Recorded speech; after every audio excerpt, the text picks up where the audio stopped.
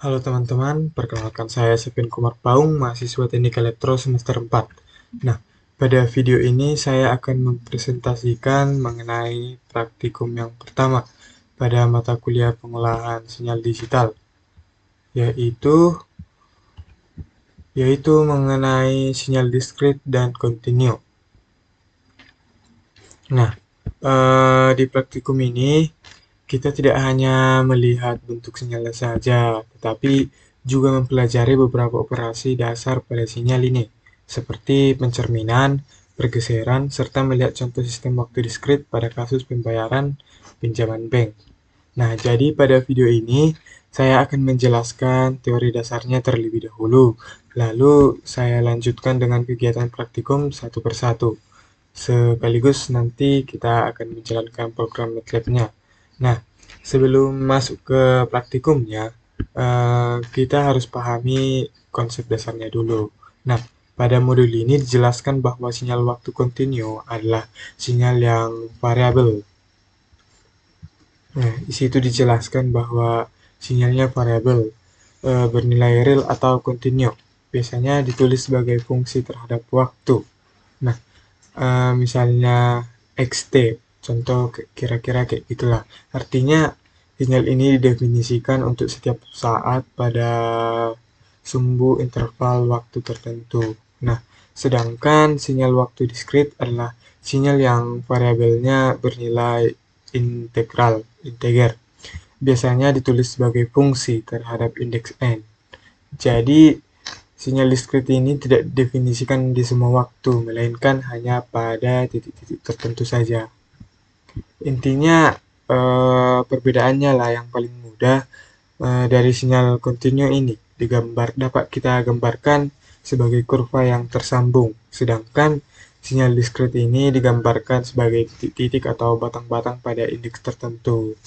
Kira-kira kurang lebih seperti itulah penjelasan saya mengenai eh, yang diskrit dan juga kontinu. Sekarang kita masuk ke praktikumnya.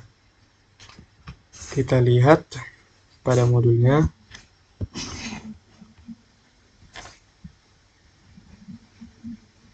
Nah, jalankan dua program di bawah ini.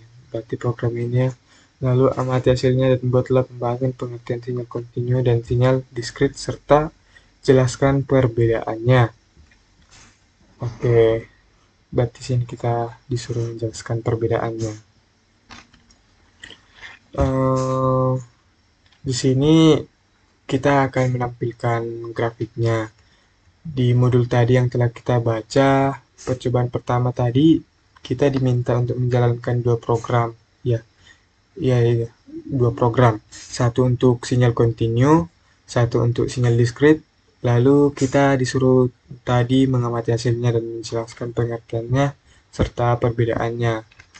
Oke, sebelumnya saya sudah membuat codingannya atau saya sudah memindahkannya ke Word agar lebih mudah dan lebih gampang. Ini dia.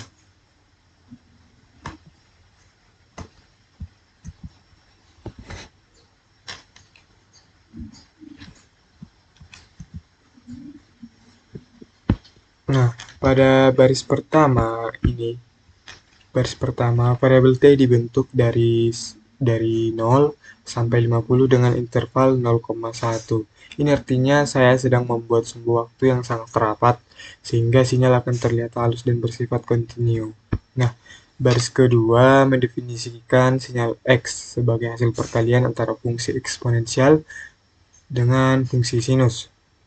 Jadi, bentuk sinyalnya nanti akan berosilasi atau berulang-ulang, tetapi amplitudenya makin lama makin kecil. Nah, baru baris ini, yang eksis ini, digunakan untuk mengatur rentang tampilan grafik, yaitu sumbu X dari 0 sampai 50 dan sumbu Y dari minus 1 sampai 1. Nah, lalu ada di sini plot untuk menampilkan grafik sebagai kurva kontinu nanti. Lalu ada grid untuk pembacaan grafiknya, lalu ada Y label, lalu X label sebagai sumbu X dan sumbu Y nanti. Nah, kita coba jalankan atau kita coba eksekusi.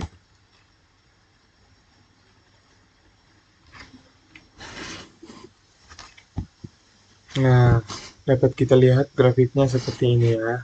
Dari hasil grafik, terlihat bahwa sinyal berupa gelombang yang tersambung secara utuh. Tersambung dia, tidak terputus-putus dan memiliki nilai pada setiap titik di pada saat kita lihat ya. Ini menunjukkan ciri utama dari sinyal kontinu itu tadi. Selain itu, amplitudonya amplitudo dari sinyal ini semakin mengecil terhadap waktu karena ada faktor eksponensial. Nah, jadi sinyal ini bukan hanya sinus biasa, tetapi sinus yang mengalami redaman. Kira-kira seperti itu. Nah, sekarang kita masuk ke percobaan yang pertama bagian B.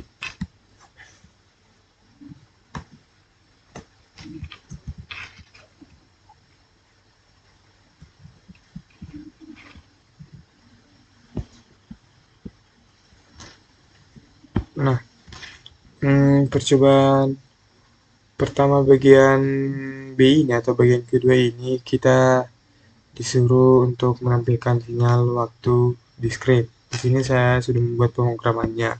Pada baris pertama, variabel n ini dibuat dari -2 sampai 7. Ini bukan waktu kontinu, melainkan indeks diskrit. Nah, baris kedua mendefinisikan nilai sinyal pada tiap indeks tersebut. Jadi setiap elemen vektor X mewakili satu sampel sinyal pada satu nilai n. Nah, lalu ada di sini perintah stem digunakan untuk menampilkan sinyal diskrit. Berbeda dari plot tadi, stem akan menampilkan batang-batang pada tiap indeks, sehingga menegaskan bahwa sinyal hanya ada pada titik tertentu saja. Nah, kita coba jalankan atau eksekusi. Nah, ini dia dapat kita lihat jelas perbedaannya. Nah, dari grafik ini terlihat bahwa sinyal tidak berbentuk kurva yang tersambung, melainkan berupa sampel-sampel terpisah pada indeks tertentu. Dan ya, kita lihat inilah ciri utama dari sinyal diskrit itu.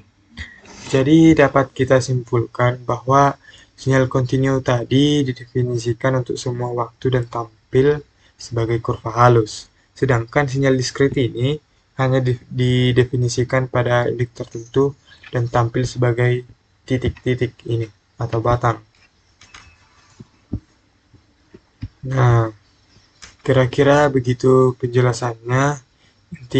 Intinya pada percobaan kali ini, yang pertama ini, sinyal kontinu ini memiliki variabel yang bebas berupa waktu kontinu sehingga nilainya tersedia pada setiap saat dalam interval pengamatan seperti yang tadi. Itulah yang telah saya tunjukkan tadi. Tampak juga dapat kita lihat pada grafik plotnya yang membentuk kurva tersambung. Sebaliknya, pada sinyal diskrit ini memiliki variabel bebas berupa indeks bilangan bulat, sehingga nilainya hanya ada pada titik-titik tertentu. Hal ini tadi dapat kita lihat dari grafik yang stem, yang menampilkan sampel-sampel diskrit. Dengan demikian, perbedaan utama keduanya terletak pada domain variabel bebas dan bentuk representasi grafiknya. Nah, kira-kira begitu penjelasan yang kegiatan praktikum pertama. Sekarang kita masuk ke kegiatan praktikum yang kedua. Oke, baiklah, sekarang kita masuk ke percobaan yang kedua pada modul. Kita lihat dulu, kita lihat soalnya. Sistem pembayaran pinjaman bank dapat dimodelkan sebagai sistem waktu diskrit dengan persamaan beda sebagai berikut. Oh, ini dia. Ini pemrogramannya. Lalu catatlah hasilnya dan buat pembahasan. Jika jumlah pinjaman Y0 adalah $6.000, bunga per tahun 15%, dan pembayaran angsuran per bulan $150, bandingkan bila angsuran per bulannya $300. Oke, pertanyaannya seperti itu ya. Berarti pada modul tadi, sistem pembayaran pinjaman dimodelkan sebagai persamaan yang beda. Dengan A-nya tadi sebagai bunga per tahun yang telah kita lihat, lalu XN-nya sebagai angsuran per bulan, baru YN-nya sebagai sisa pinjaman setelah bulan ke N. Lalu kita diminta untuk menjalankan program dan membandingkan hasil untuk cicilan $150 dan $300. Nah, sebelumnya di sini saya telah menggunakan atau saya sudah membuat pemrogramannya di Word agar lebih mudah. Langsung saja.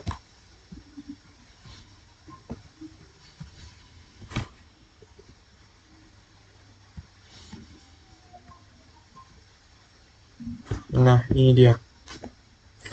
Saya telah membuat di sini pemrogramannya, di mana program ini digunakan untuk sisa pinjaman tiap bulan secara rekursif. Nah, di sini Y0-nya adalah pinjaman awal, A-nya adalah bunga tahunan dalam bentuk desimal. Jadi untuk 15% ditulis nanti 0,15. Baru yang C ini adalah sebagai besar cicilan pembayaran per bulan. Lalu kemudian ada Y1, dihitung berdasarkan sisa pinjaman bulan pertama tadi. Nah, lalu selanjutnya dengan perulangan for ini, setiap nilai YN dihitung dari nilai YN dikurang 1. Jadi inilah alasan program ini disebut contoh sistem waktu diskrit. Karena keluaran pada saat GN bergantung pada keluaran sebelumnya. Baru di sini ada if YN kurang dari 0. Dipakai untuk menghentikan perhitungan jika pinjaman sudah lunas atau nilainya sudah negatif. Nah, kita buat kondisi yang pertama cicilan 150. Langsung saja contoh kita jalankan. Jumlah pinjaman atau Y0-nya kita buat 6.000. Lalu bunga per tahunnya kita buat 0,15.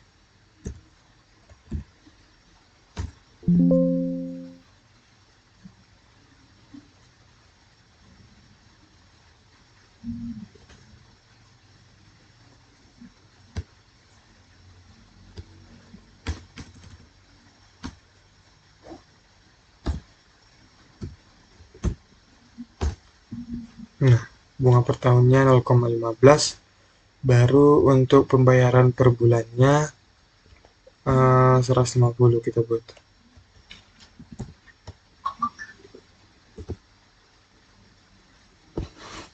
Nah, dapat kita lihat saat cicilan per bulan sebesar $150, sisa pinjaman turun lebih lambat karena bunga bulanan masih cukup besar dibandingkan nilai angsuran. Ini dia. Artinya sebagai pembayaran setiap bulan terlebih dahulu menutupi bunga, baru sisanya mengurangi pokok pinjaman. Akibatnya pelunasan berjalan lebih lama lah. Lalu kita coba kondisi yang kedua. Hapus dulu. Ini dia. Kita coba jumlah pinjamannya 6.000 tetap.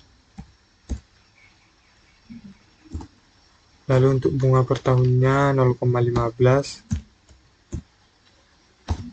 Lalu di sini kita coba buat kondisi yang kedua, pembayaran per bulannya sebanyak 300. Nah, kita coba eksekusi atau kita jalankan.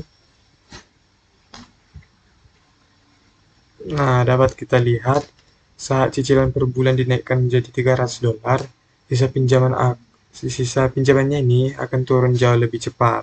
Hal ini karena nilai cicilan relatif lebih besar terhadap bunga bulanan, sehingga pengurangan pokok pinjaman tiap bulan menjadi lebih signifikan. Dengan demikian, waktu pelunasannya menjadi lebih singkat lah.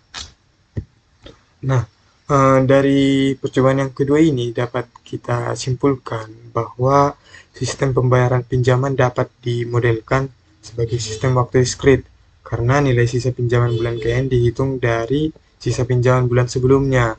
Semakin besar angsuran bulanan, maka semakin cepat sisa pinjaman menurun dan semakin singkat waktu pelunasannya. Kira-kira seperti itu. Sekarang kita masuk ke percobaan yang ketiga, di mana percobaan yang ketiga ini disuruh untuk menjalankan program untuk pencerminan sinyal, lalu amati hasilnya, dan berikan pembahasan dari hasil pencerminan sinyal tersebut. Oke, tadi modul tersebut meminta kita untuk menjalankan program pencerminan dan memberikan pembahasan hasilnya dari kode yang telah diberikan. Sini saya sudah memindahkannya ke Word agar lebih mudah ya.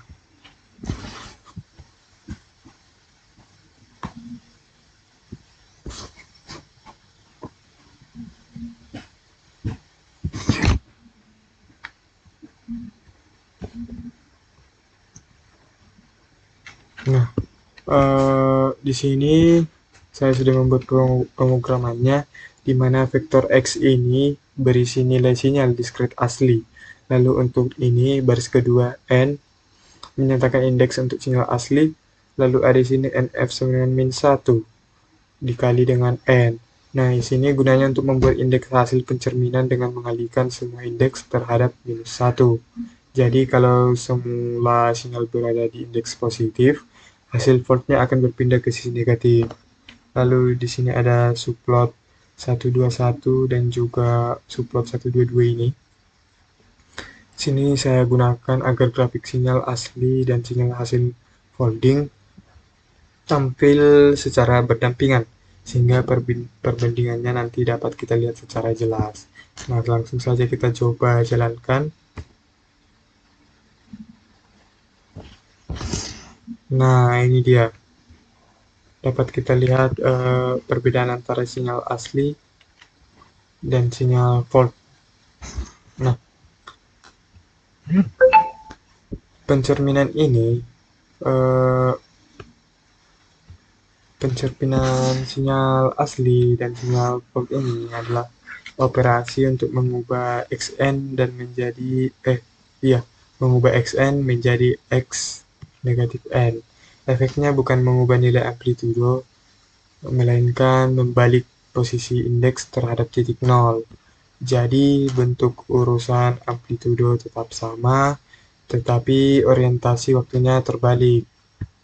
Jika pada sinyal asli sampel-sampel berada di sisi kanan, ini di sisi kanan titik nol, maka setelah foldingnya sinyal akan terlihat tercermin ke sisi kiri. Ini dia. Secara visual ini mirip seperti trafik yang dilihat melalui cermin terhadap sumbu vertikal di indeks nol. Kira-kira seperti itu pembahasan pada siang ini. Ini memang terlihat sama, tapi posisinya aja yang beda. Di sini kayak negatif, di sini positif, dan di sini negatifnya. Intinya pencerminan lah. Lalu sekarang kita masuk ke percobaan yang keempat. Kira-kira begitulah percobaan yang ketiga ini.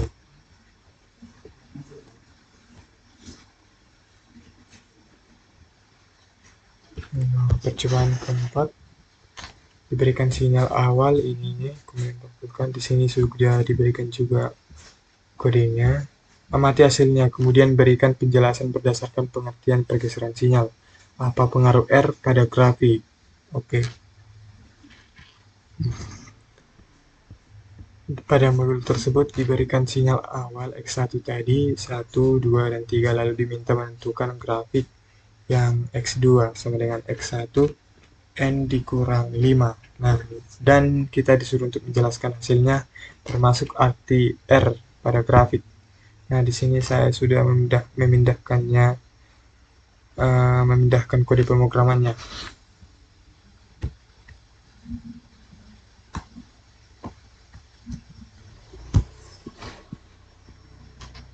Oke, langsung saja kita coba. Oke. Di sini X1, di sini saya akan menjelaskan sedikit pemrogramannya. X1 ini adalah sinyal awal. Lalu N1 ini ini merupakan tanda bahwa sinyal awal berada pada indeks 0, 1, dan 2. Kemudian ada X2 ini, berarti sinyal X1 ditunda 5 sampel. Inilah dia.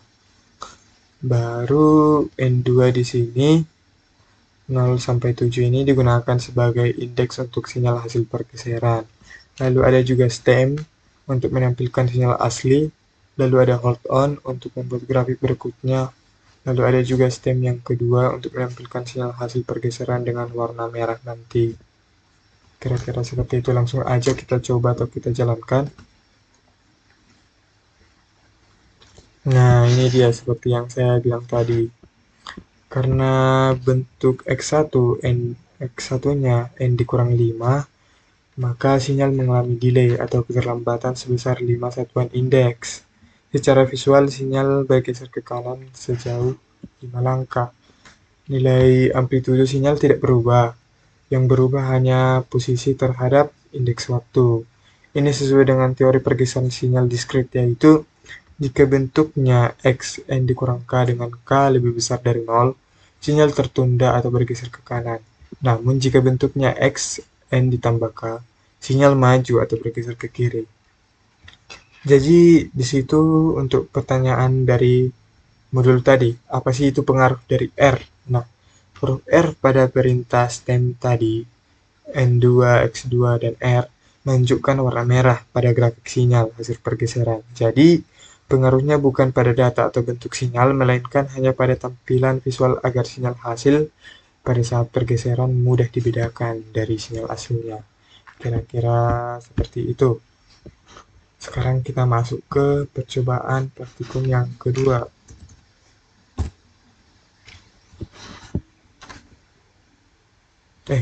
Kelima. Nah, di sini geserlah sinyal X1 berikut ke dalam bentuk X2 sama dengan X1 N6. Di sini ada 3 soal. Ya, 3 soal A, B, C. Oke.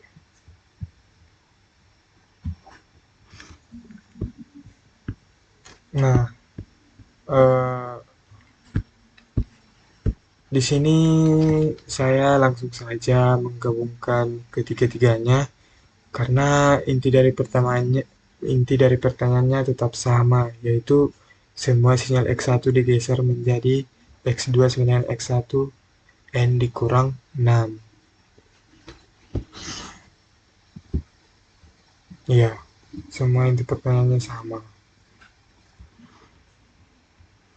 Lalu kita nanti di sini akan menambahkan 60 di depan. Di sini juga saya sudah menampilkan atau membuat grafiknya pada Word agar lebih mudah pada saat saya akan menjelaskannya nanti.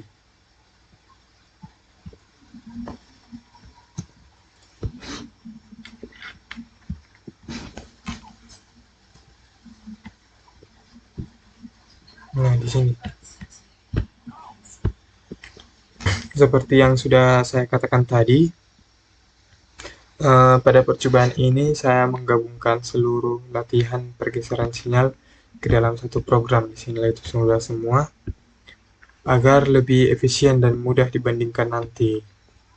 Nah, di sini saya membuat ketiga sinyalnya nanti di sini mengalami pergeseran dengan bentuk pada soal yang telah dapat kita lihat tadi, yakni X2 sama dengan X1 N dikurang 6, yang berarti sinyal mengalami delay sebesar 6 sampel atau bergeserlah ke kanan sebanyak 6 indeks.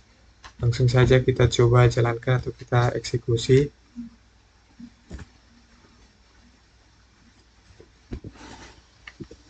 Nah, ini dia. Seperti yang sudah saya katakan sebelumnya. Dari hasil grafik terlihat bahwa ini setiap sinyal hasil pergeseran memiliki bentuk yang sama dengan sinyal yang sebelumnya. Namun posisinya bergeserlah ke kanan. Hal ini menunjukkan bahwa operasi shifting tidak mengubah amplitude sinyal, melainkan hanya mengubah posisi waktunya. Kira-kira seperti itulah penjelasannya untuk yang ketiga-tiga ini, karena mereka sama. Selain itu, penambahan 0 di awal sinyal menunjukkan bahwa sebelum sinyal muncul, tidak ada nilai pada saat indeks tersebut. Ini merupakan representasi diskrit dari delay pada sistem ini. Kira-kira begitu penjelasan saya pada modul 3 bab pertama ini. Sekian dan terima kasih. Sampai jumpa di modul atau bab-bab selanjutnya. Terima kasih.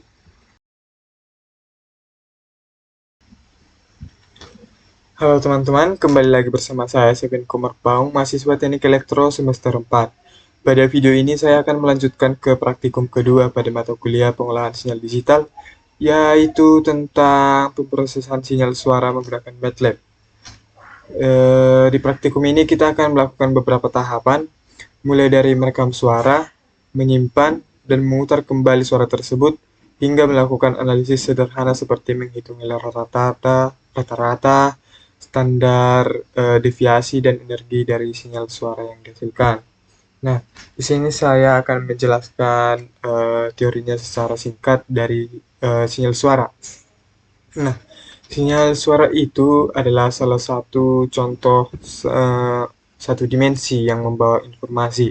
Dalam pengolahan sinyal digital, sinyal suara perlu diproses agar informasi yang terkandung di dalamnya bisa dianalisis dengan lebih mudah lah. Beberapa parameter yang sering digunakan dalam analisis sinyal suara antara lain adalah nilai rata-rata atau min, standar deviasi yang menunjukkan sebaran amplitudo, serta energi total yang menggambarkan kekuatan sinyal secara keseluruhan. Langsung saja kita masuk ke sini, kegiatan praktikumnya. Jalankan program berikut untuk proses merekam dan menyimpan suara dengan mengucapkan kata satu sebanyak 1 kali ucapan. Ini dia. Ulangi untuk merekam ucapan kata satu sebanyak 5 kali ucapan. Ulangi merekam ucapan kata 2 dan 3 masing-masing sebanyak 5 ucapan. Oke. Sebelumnya di sini saya sudah melakukan atau memindahkan pemrogramannya ke Word agar lebih mudah pada saat saya nanti menjelaskannya.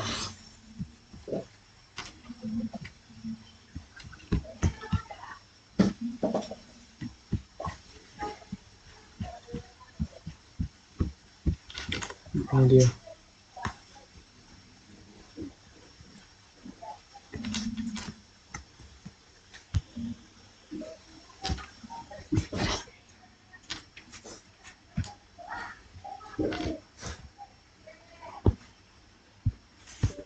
Oke, kira-kira seperti ini pemrograman yang telah saya buat. Nah, pada bagian ini saya akan merekam suara menggunakan fungsi audio recorder. Baru sampling rata-rata yang digunakan adalah 8000 Hz, yang artinya dalam 1 detik diambillah 8000 sampel suara. Kemudian proses perekaman dilakukan selama 2 detik menggunakan fungsi record blocking. Setelah itu suara langsung diputar kembali untuk memastikan hasil rekaman sudah selesai. Data sinyal suara kemudian diambil menggunakan ini Geta Audiota dan ditampilkan dalam bentuk grafik. Terakhir, sinyal tersebut disimpan dalam bentuk file WAV agar bisa digunakan pada tahap berikutnya. Kira-kira seperti itu. Langsung saja kita coba jalankan.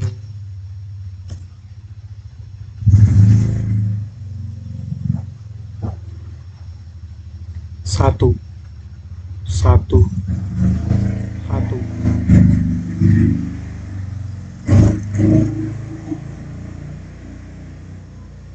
Nah, dapat kita lihat dari grafik yang dihasilkan terlihat bahwa sinyal memiliki bentuk yang tidak beraturan dan juga tidak periodik lah. Hal ini disebabkan karena suara manusia terdiri dari banyak komponen frekuensi yang berubah-ubah terhadap waktu. Selain itu, amplitudo sinyal juga terlihat naik turun mengikuti pola ucapan yang dihasilkan saat berbicara. Kira-kira seperti itu penjelasan pada sistem pertama.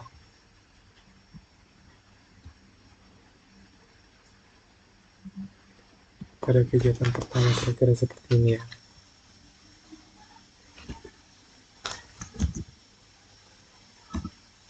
Nah, pada file PDF tadi kita juga disuruh ulang merekam ucap kata 2 dan 3 masing-masing sebanyak 5 kali ucapan dalam 2 detik berarti.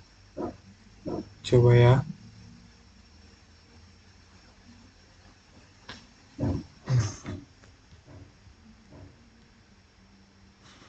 Langsung saja kita jalankan. Dua dua dua dua dua dua dua dua dua dua dua. Nah, kira-kira tadi seperti itu. Perekamannya hampir sama seperti yang saya katakan tadi. Eh, Grafiknya terlihat bahwa suara yang saya ucapkan tadi tidak memiliki aturan atau tidak beraturan.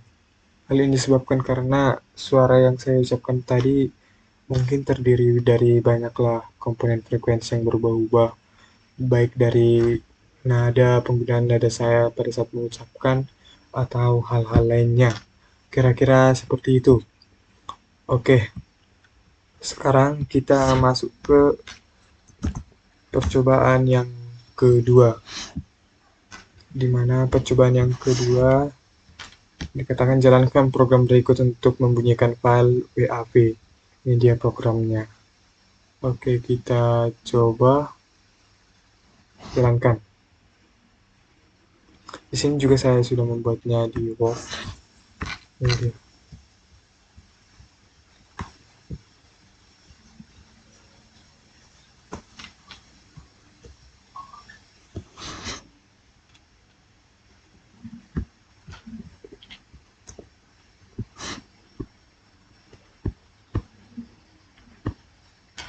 Nah, kira-kira seperti ini pemrogramannya kurang lebih ya. Pada tahap ini, file audio yang sebelumnya telah disimpan dibaca kembali menggunakan fungsi audio read.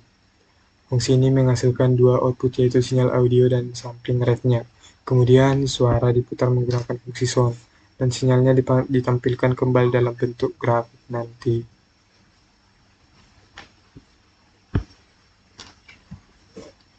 Coba saja kita jalankan. Dua dua dua dua. Nah, ini dia grafik yang tadi sebelumnya. Grafik yang ditampilkan memiliki bentuk yang sama seperti hasil rekaman sebelumnya. Hal ini menunjukkan bahwa proses penyimpanan dan pembacaan file audio tidak mengubah bentuk dasar pada sinyal tersebut. Kira-kira seperti itu penjelasan pada file kegiatan praktikum yang kedua. Oke, kita masuk ke selanjutnya. Nah, pada soal selanjutnya dikatakan, buatlah program menggunakan fungsi min, std, dan sum untuk menghitung rata, standar deviasi, dan energi total dari sinyal suara yang telah direkam. Kira-kira seperti itu. Di sini juga saya sudah membuat pemrogramannya pada Word. Langsung saja kita salin. Coba.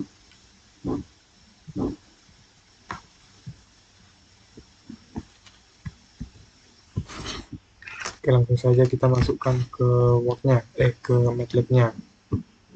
Nah, pada bagian ini, di sini saya akan melakukan analisis statistik terhadap sinyal suara yang telah direkam tadi. Nilai min digunakan untuk melihat rata-rata amplitudo sinyal, ini. Lalu standar deviasi, ini.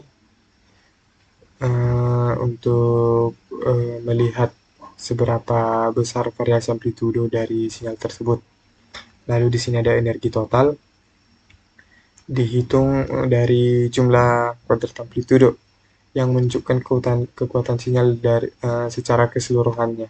Langsung aja kita coba jalankan.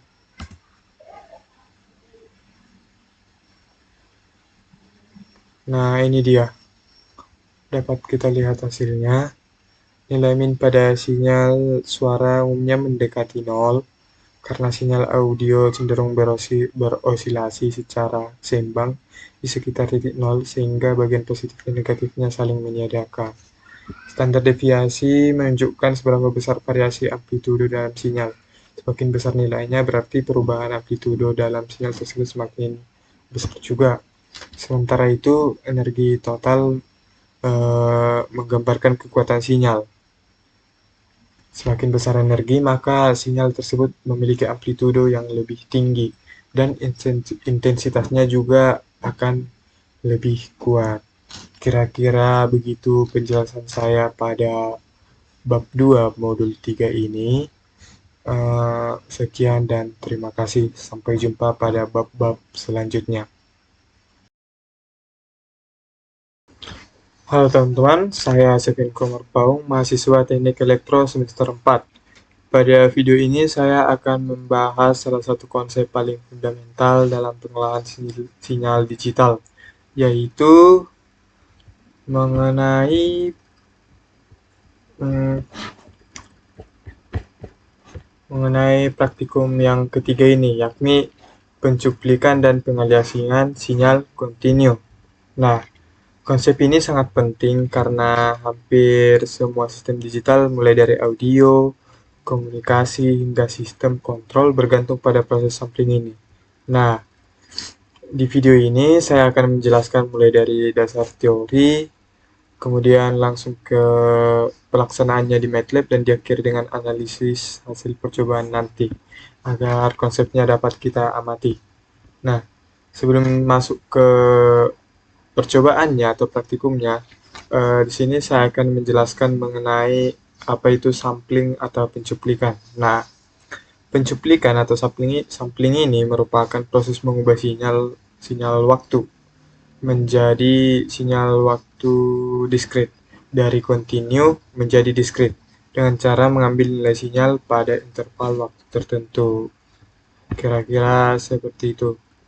Nah, konsep penting yang harus diperhatikan adalah teorema Nyquist, yaitu frekuensi sampling minimal harus 2 kali frekuensi maksimal, maksimal, agar tidak terjadi kesalahan nantinya.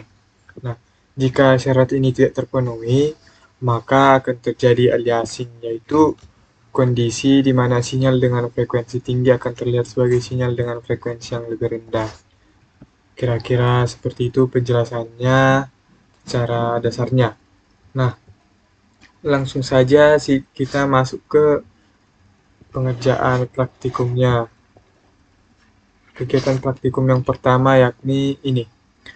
Jalankan program, ini ada program ini, lalu amati hasilnya dan berikan pembahasan berdasarkan frekuensi pencuplikan, jumlah titik pencuplikan, dan waktu sinyal berjalan.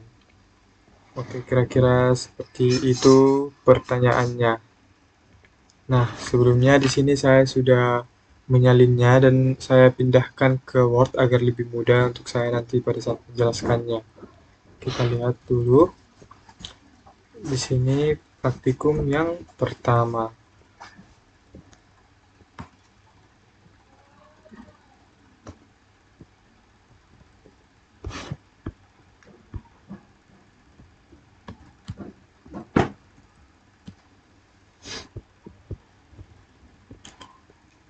Nah, ini dia.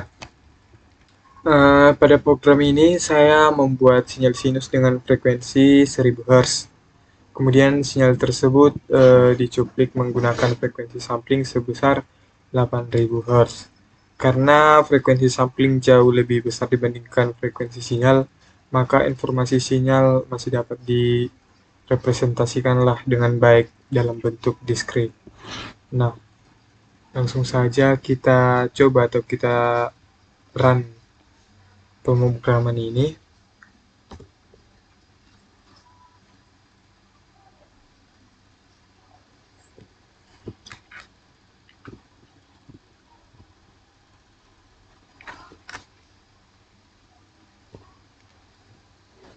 Nah, dapat kita lihat di sini adalah sinyal hasil sampling. Nah, dari grafik ini terlihat bahwa bentuk sinyal masih menyerupai gelombang sinus. Masih menyerupai gelombang sinus yang halus lah.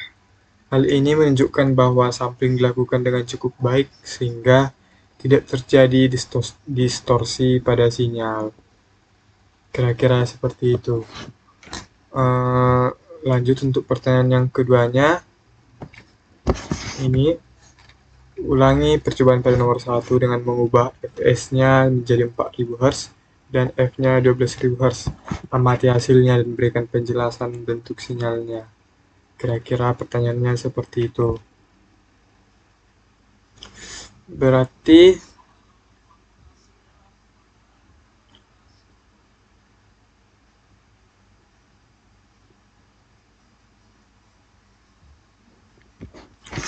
Oke.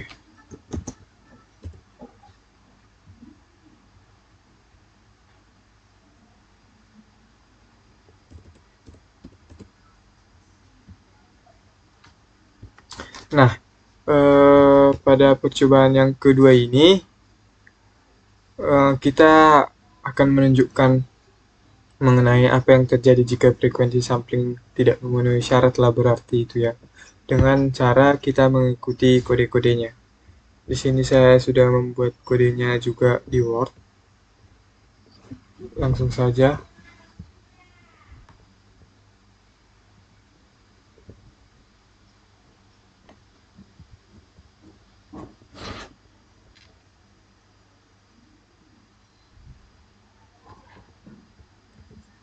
Nah, ini dia. Di sini saya sudah mengubahnya F-nya atau frekuensinya sebanyak 12.000 Hz dan frekuensi samplingnya 4.000 Hz. Sesuai pada soal yang telah kita lihat tadi, pada percobaan ini frekuensi sinyal akan dibuat lebih tinggi lah, sebanyak itu tadi 12.000 Hz dari frekuensi samplingnya. Artinya frekuensi sampling ini lebih kecil lah dari 2 kali frekuensi si sinyal ini, sehingga melanggar teorema Nyquist. Apa yang terjadi? Coba saja kita run atau kita jalankan.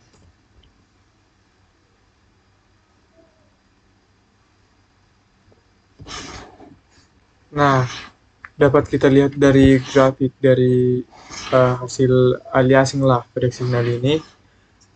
Grafiknya menunjukkan bahwa sinyal tidak lagi menyerupai sinus asli. Sinyal terlihat memiliki frekuensi yang berbeda-beda, bahkan tampak lebih rendah dari yang seharusnya. Inilah yang disebut dari uh, inilah yang disebut dengan aliasing, yaitu kesalahan dalam representasi sinyal akibat frekuensi sampling yang tidak mencukupi. Nah, ini adalah kesalahan yang sangat sering terjadi dalam sistem sampling jika tidak memperhatikan frekuensi Nyquist. Kira-kira seperti itulah. Beginilah hasilnya jika seperti yang saya katakan tadi. Kira-kira seperti itu. Oke, sekarang kita masuk ke praktikum yang ketiga.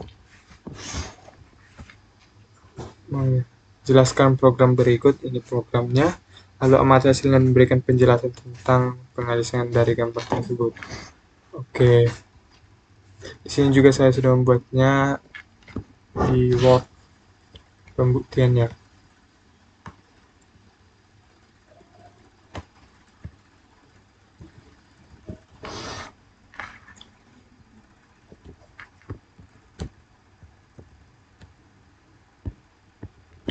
Ini dia. Pada percobaan ini ditampilkan dua sinyal yang dengan frekuensi yang berbeda-beda. Ini dia. Secara teori keduanya tidak sama, tetapi setelah dilakukan sampling hasilnya bisa terlihat identik. Langsung saja kita coba jalankan pemrograman yang telah ada ini di sini. Coba.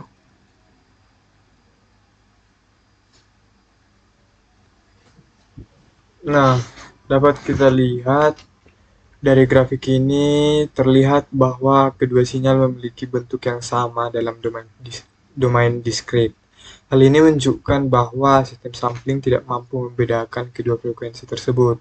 Dengan kata lain, terjadi kehilangan informasi frekuensi sehingga sinyal yang berbeda terlihat sama. Inilah merupakan bukti nyata dari fenomena aliasing. Kira-kira seperti itu. Sekarang kita masuk ke percobaan praktikum yang keempat. Kita lihat dulu soalnya. Jalankan program di bawah untuk melakukan program sinyal kontinu berdasarkan TS. Ya. Amati hasilnya dan lakukan pembahasan tentang sampling sinyal kontinu berdasarkan grafik tersebut. Oke. Di sini juga saya sudah membuat pemrogramannya dan saya pindahkan ke Word. Di sini kita disuruh untuk membandingkan.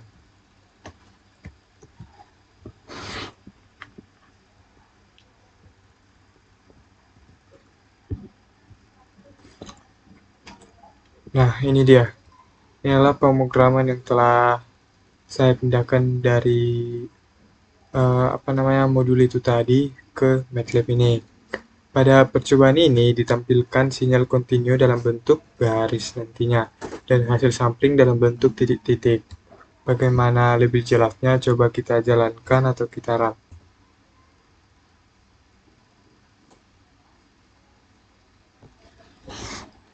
Nah, dapat kita lihat pada grafik ini terlihat bahwa titik sampling mengikuti bentuk sinyal kontinu. Namun, jika jumlah sampel sedikit atau jaraknya terlalu besar, maka bentuk sinyal tidak dapat direpresentasikan dengan baik. Kira-kira seperti itulah penjelasannya. Nah, sekarang kita masuk ke praktikum yang selanjutnya, praktikum yang kelima. Coba kita lihat dulu,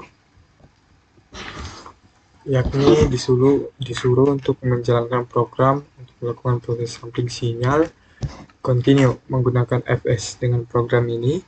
Lalu amati hasilnya dan bandingkan dengan sampling sinyal menggunakan tes. Berikan pembahasan berdasarkan perbedaannya. Oke, sini juga saya sudah membuat penjelasan praktikum pada Word-nya. Nah, coba langsung saja kita salin ya.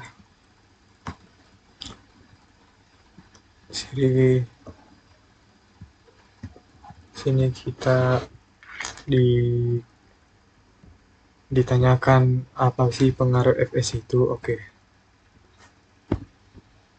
Nah, pada pemrograman ini khususnya pada codingan inilah, pada bagian ini sampling dilakukan dengan frekuensi tertentu untuk melihat pengaruh terhadap bentuk sinyalnya. Bagaimana selanjutnya? Coba kita runkan atau kita jalankan.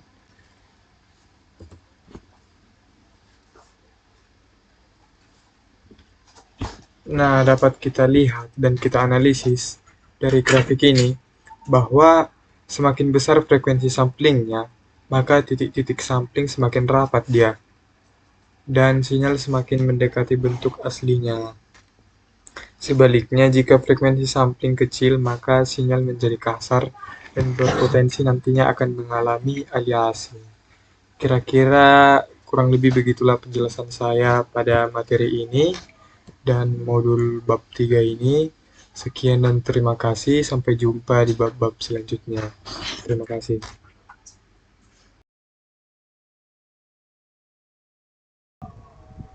Halo teman-teman, kembali lagi bersama saya, Seven Kumar Paung, mahasiswa Teknik Elektro semester 4.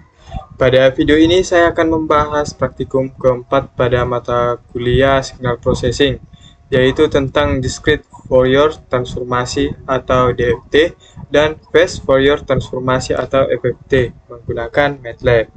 Pada praktikum ini, saya akan mengikuti kegiatan yang ada pada modul, mulai dari membuat DFT, membuat fungsi DFT, mencoba menghitung DFT,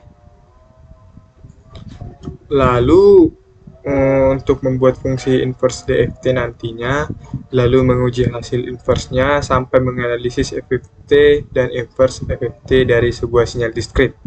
Jadi, di video ini saya tidak hanya menjalankan program tetapi juga menjelaskan makna dari hasil yang diperoleh supaya konsep DFT dan FFT ini benar-benar dapat kita pahami. Nah, sebelum masuk ke kegiatan praktikumnya, di sini saya akan menjelaskan sedikit teori mengenai DFT dan FFT ini. Nah, DFT ini merupakan transformasi yang digunakan untuk mengubah sinyal discrete dari domain waktu menjadi domain frekuensi. Nah, melalui DFT ini kita bisa mengetahui kandungan frekuensi dari sinyal yang sebelumnya hanya terlihat sebagai deret sampel terhadap waktu atau indeks. Secara umum, keluaran DFT ini berbentuk seperti bilangan kompleks. Karena itu, hasil DFT bisa dinyatakan dalam bentuk rektanguler. Apa itu rektanguler? Yaitu bagian real dari imajiner, atau dalam bentuk polar, yaitu magnitudo dan sudut fase.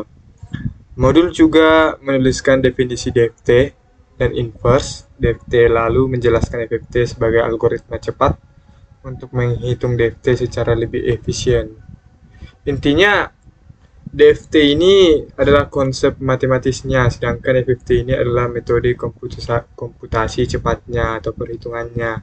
Nah, langsung saja kita masuk ke kegiatan praktikum yang pertama.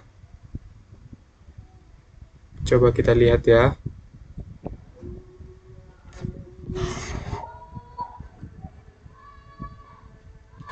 Kegiatan praktikum yang pertama ini dia. Tuliskan fungsi div ini pada MATLAB program ini. Seperti itu ya. Di sini saya sudah membuat pemrogramannya, ini dia. Seperti yang dikatakan tadi. Langsung saja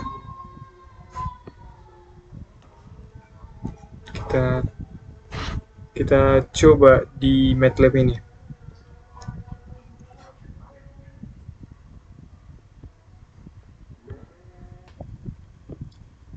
Oke, baik. Selanjutnya kita masuk ke modul yang kedua.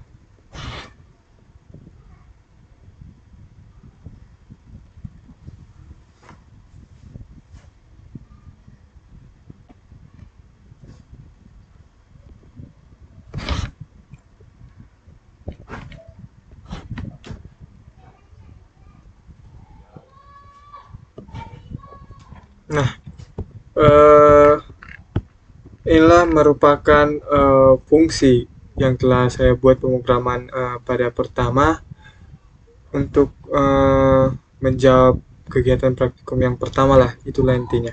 Nah, pada bagian ini saya membuat fungsi DFT manual, yaitu fungsi yang menghitung transformasi Fourier discrete tanpa menggunakan fungsi FFT bawaan MATLAB. Pertama, program memeriksa apakah sinyal masuk berbentuk kolom atau baris. Jika sinyal masih berbentuk baris, maka sinyal ditranspos menjadi vektor kolom agar operasi matriks dapat berjalan dengan benar. Selanjutnya ada di sini XK, di mana XK disiapkan sebagai vektor keluaran dengan panjang yang sama seperti sinyal masukan. Kira-kira seperti itulah penjelasannya. Baru ada di sini n dikurang 1 pada setiap nilai K. Program menghitung satu titik DFT menggunakan persamaan eksponensial kompleks. Dengan kata lain, fungsi ini menghitung DFT secara langsung berdasarkan definisi matematis, bukan dengan algoritma cepat FFT. Dikatakan ini suatu sinyal x0 sama dengan 1, x1, 2 ini untuk semua nilai n yang lain, dan endpoint DFT sama dengan 4, tentukan DFT dalam bentuk rectangular. Kira-kira seperti itu. Di sini juga saya sudah membuat pemrogramannya untuk menentukan DFT rectangular.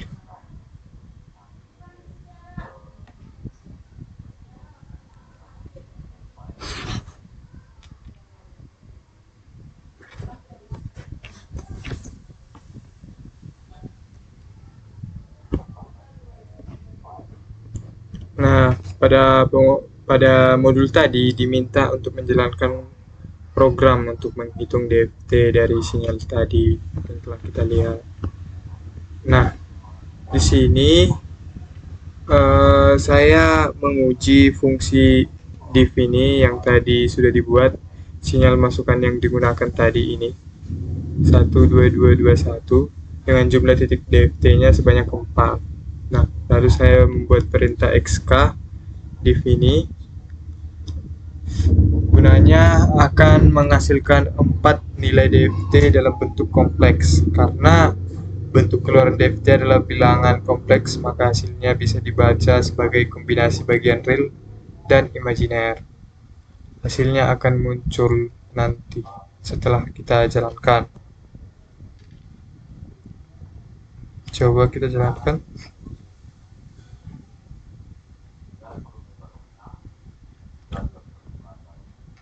Nah, dapat kita lihat dari hasil terlihat bahwa komponen frekuensi K0 bernilai 6, dan ini merupakan komponen DC atau rata-rata total yang paling besar. komponen ke-1 dan ke-3 merupakan pasangan yang eh, kompleks. Lalu komponen kedua bernilai nol, yang berarti pada frekuensi tersebut tidak ada kontribusi energi untuk sinyal. Nah, 1221 tadi bersifat real, maka hasil DFT-nya memiliki sifat simetrik kompleks, yaitu pasangan frekuensi tertentu saling menjadi konjugat kompleks. Ini adalah sifat umum DFT untuk sinyal real. Komponen DC yang besar menunjukkan bahwa sinyal ini memiliki rata-rata nilai yang cukup tinggi, sementara komponen lain menunjukkan bagaimana variasi sinyal tersebar di dalam domain frekuensi. Kira-kira seperti itu penjelasan saya pada praktikum yang kedua ini. Kita lanjut ke yang ketiga.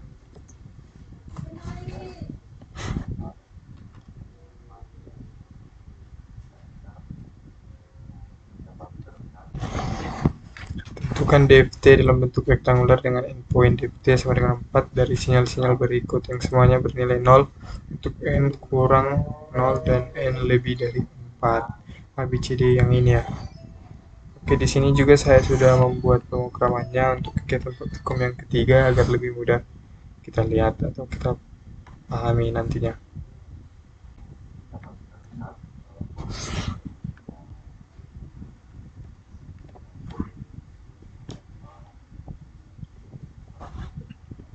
Nah, pada praktikum yang ketiga ini kita tadi disuruh untuk menentukan DFT rektanguler dari beberapa sinyal.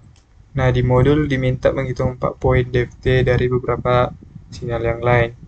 Di teks modul penulisannya agak kurang rapi, tetapi maksudnya adalah menghitung DFT dari beberapa urutan sampel yang lain.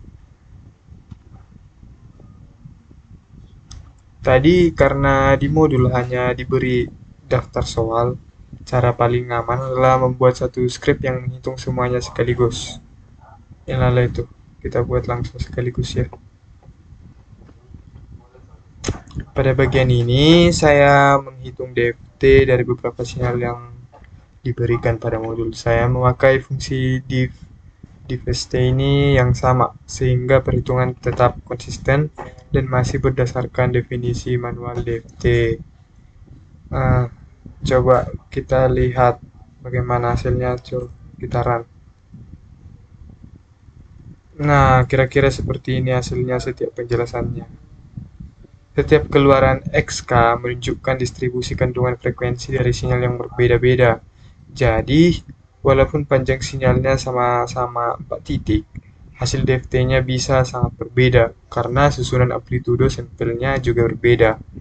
Dapat juga kita analisis ini secara umum. Ini menunjukkan bahwa DFT sangat sensitif terhadap bentuk sinyal di domain waktu.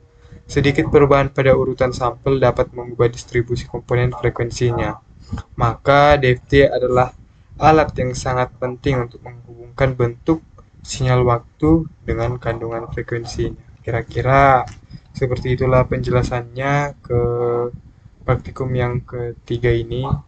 Sekarang kita lanjut ke praktikum yang keempat, di mana kita lihat praktikum keempat. Contohnya, soalnya tulislah fungsi edvst berikut pada MATLAB, diberikan pemrogramannya. Oke, di sini juga saya sudah membuat pemrograman di sini yang keempat ini untuk menulis fungsi inverse DFT.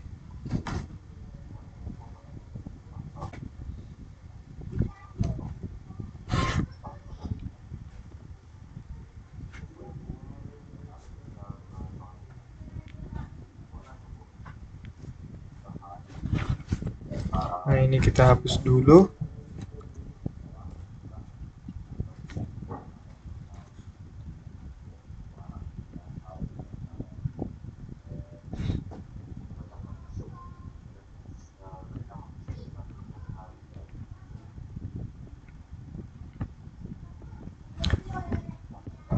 Nah, di sini saya akan menjelaskan pemrograman yang telah saya buat di sini. Pada bagian ini saya membuat fungsi inverse DFT ini yaitu transformasi yang mengembalikan sinyal dari domain frekuensi ke domain waktu. Sama seperti fungsi DFT sebelumnya, program terlebih dahulu memastikan bahwa masukan berbentuk vektor kolom. Kemudian dilakukanlah perhitungan ulang untuk menghitung setiap sampel sinyal waktu dari seluruh komponen frekuensi yang ada. Perbedaan penting dibanding DFT ada pada tanda eksponensialnya. Pada inverse DFT, tanda pada eksponensial menjadi positif, dan hasil akhirnya dibagi dengan N. Kira-kira seperti ini. Nah, dapat kita lihat bahwa fungsi ini membuktikan bahwa transformasi Fourier tidak hanya dapat memetakan sinyal dari waktu ke frekuensi, tetapi juga dapat mengembalikan sinyal asli dari representasi frekuensinya. Jadi, pasangan DFT dan inverse DFT membentuk transformasi dua arah. Kira-kira seperti itu penjelasannya.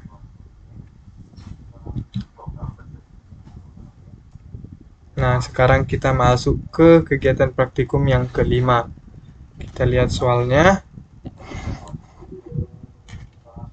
Tentukan inverse DFT ini dari K dalam bentuk rektangular berikut.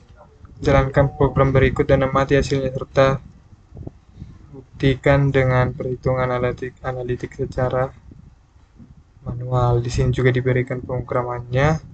Lalu amati hasilnya dan berikan penjelasan tentang inverse DFT.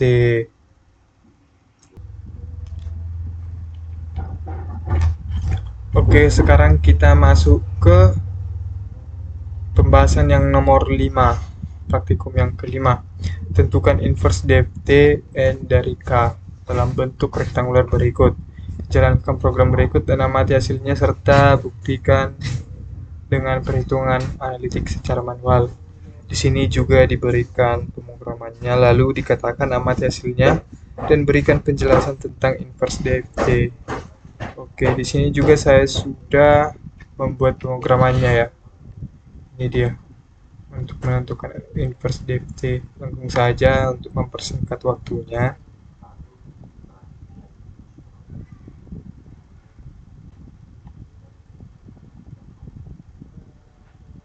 Oke, 5.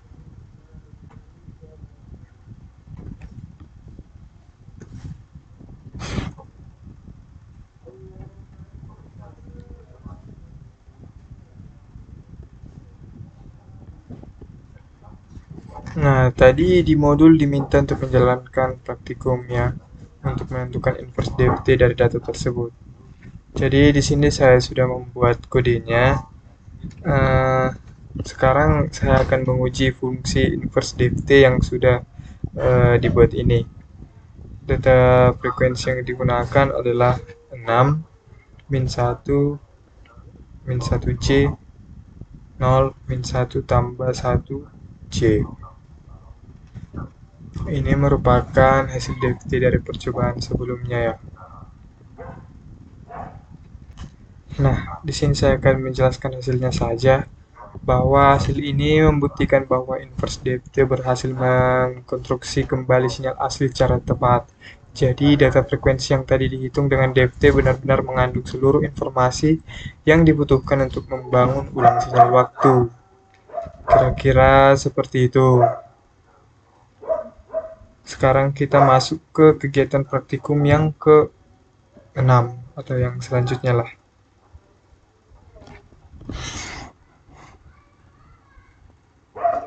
Dari soal pada nomor 3, tentukan inverse DFT-nya dan amati hasilnya serta berikan penjelasannya. Oke, di sini juga saya sudah membuat pemrogramannya untuk kegiatan praktikum yang ke-6 ini.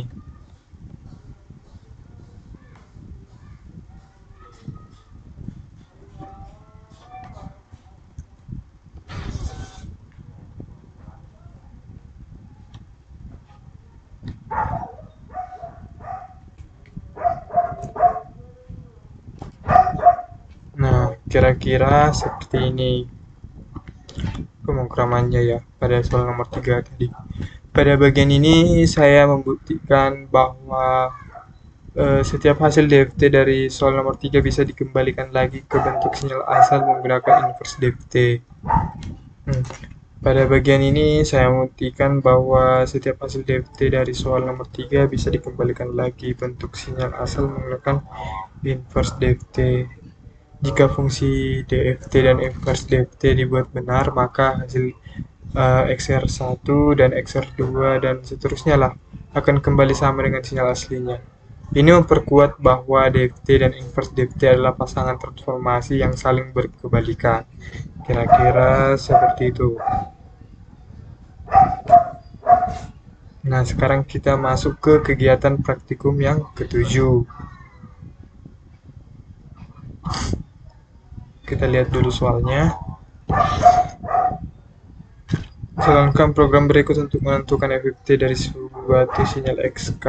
Ini dia. Dan amati hasilnya dan berikan pembahasan. Pembahasan dari pengumuman ini ya.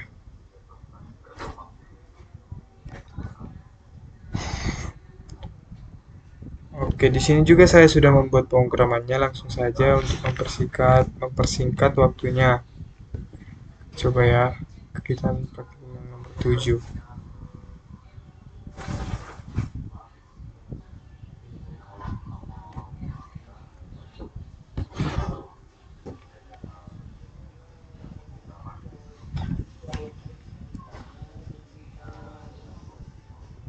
Nah, ini dia pengukraman yang telah dibuat itu.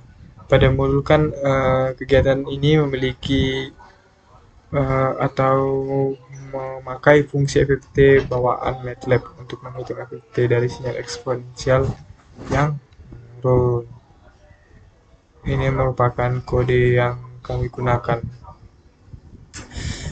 pada pada pengukraman ini.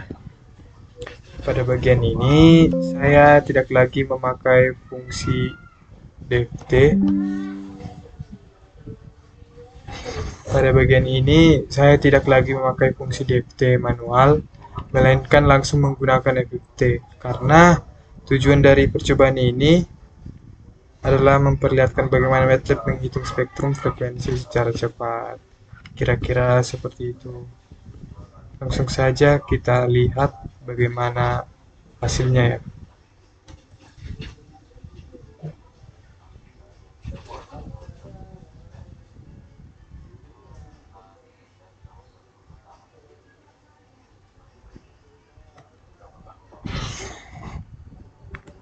Nah, kira-kira seperti ini dia. Ada magnitudo, ada fase FFT-nya. Nah, sekarang saya akan menjelaskan mengenai dari hasil FFT ini.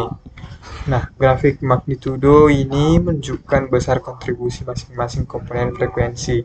Karena sinyalnya adalah eksponensial menurun yang dominan pada awal sampel, maka spektrum magnitudonya biasanya paling besar di komponen yang rendah, terutama di sekitar frekuensi 0. Nah, kira-kira seperti itu. Lalu kita lihat dulu yang ini, ya, yang fase. Nah, di grafik fase ini menunjukkan sudut atau pergeseran fase dari masing-masing komponen frekuensi. Nah, nilai fase biasanya berubah terhadap indeks frekuensi sesuai dengan karakteristik sinyal yang dianalisis. Nah, dari kedua ini dapat kita simpulkan atau kita ambillah jawaban kata bahwa dari grafik FFT terlihat sinyal eksponensial menurun, memiliki energi yang lebih terkonsentrasi atau terpusat pada frekuensi yang rendah. Ini masuk akal karena sinyal tersebut berubah relatif halus, tidak berosilasi dengan cepat, sehingga kandungan frekuensi tingginya tidak dominan, itu berbeda-beda. Kira-kira seperti itu penjelasan untuk jawaban nomor 7. Selanjutnya kita masuk ke kegiatan praktikum yang ke-8.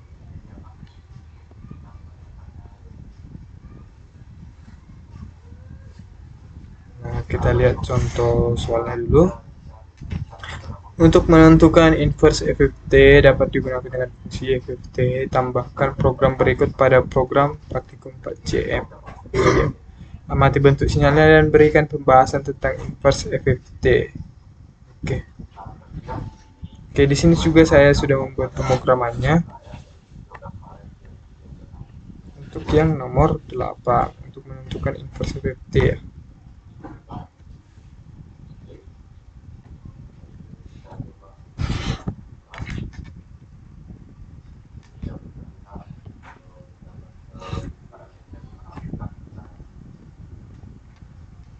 Nah, kira-kira seperti inilah pemrograman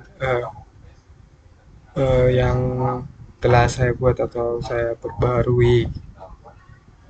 Di modul diminta untuk menambahkan FFT pada program praktikum 4JM untuk melihat apakah hasil dapat dikembalikan lagi menjadi sinyal semula. Karena hasil FFT, IFT, IFFT kadang ditampilkan sebagai bilangan kompleks dengan bagian imajiner yang sangat kecil akibat error numerik komputasi. Nah, untuk presentasi yang lebih aman, saya menggunakan yang ini, pemrograman yang ini. Nah, pada bagian ini, saya menggunakan fungsi FFT yaitu inverse FFT untuk mengubah hasil FFT kembali ke domain waktu. Secara teori juga, jika FFT dan inverse FFT dilakukan tanpa kehilangan informasi, maka hasil FFT seharusnya kembali menjadi sinyal awal. Nah, untuk bagaimana selanjutnya coba kita jalankan atau kita run ya.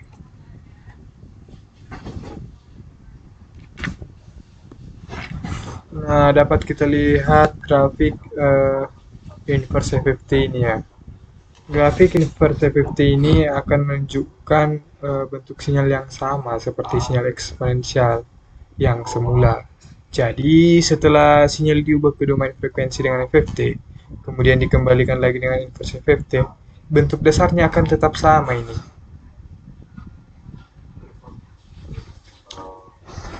Maka di sini dapat kita analisis atau kita simpulkan bahwa dari grafik ini dapat kita buktikanlah bahwa FFT dan inverse FFT juga merupakan pasangan transformasi dua arah sama seperti DFT dan inverse DFT tadi. Bedanya, FFT dan inverse FFT dihitung dengan algoritma yang jauh lebih cepat dan lebih praktis untuk implementasi komputasi. Kira-kira begitulah penjelasan saya pada modul keempat ini. Sampai jumpa di bab-bab selanjutnya. Sekian dan terima kasih.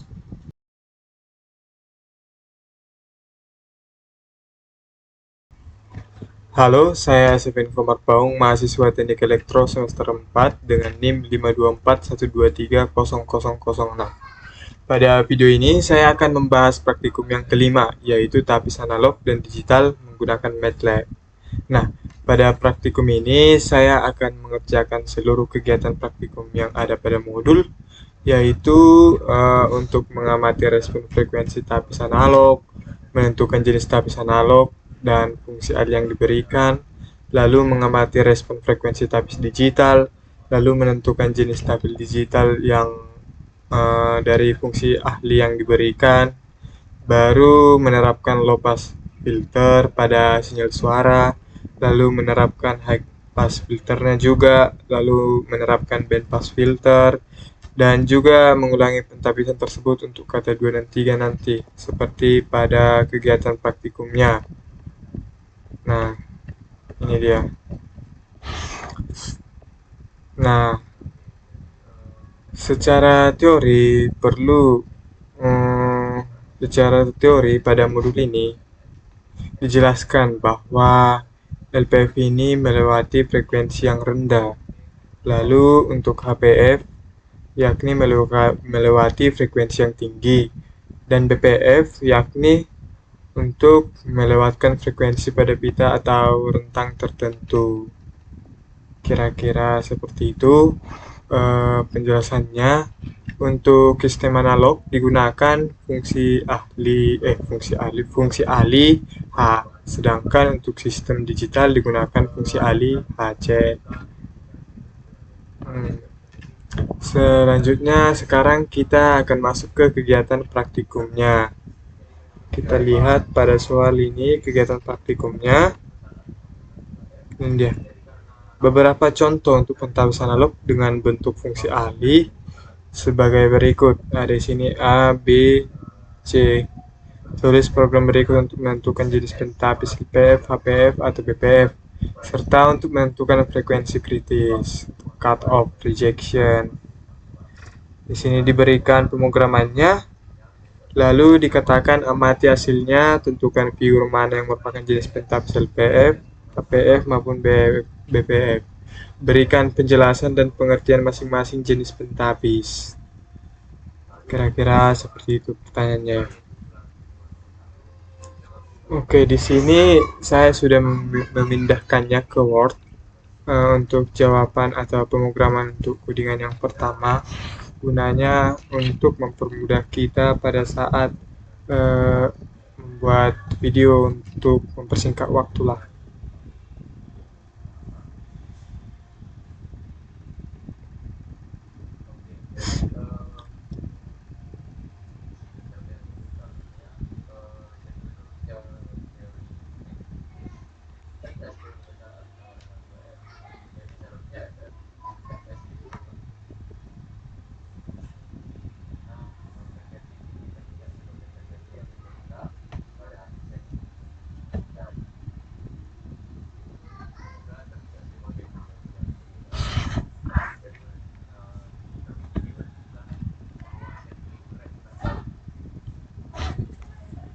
Nah,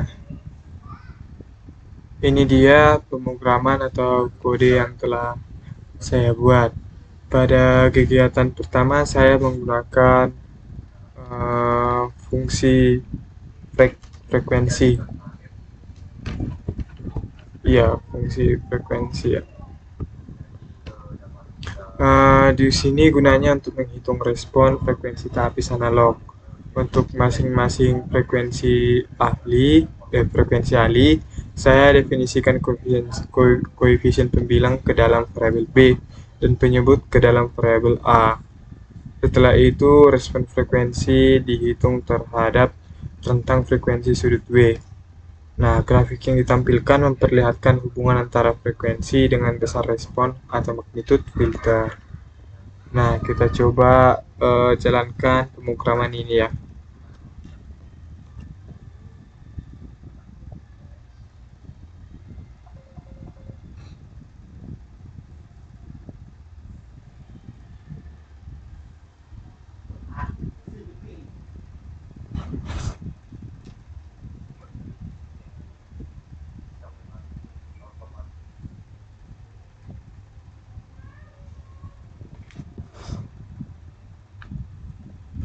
Iya, dapat kita lihat sudah muncul beberapa grafik filter ya.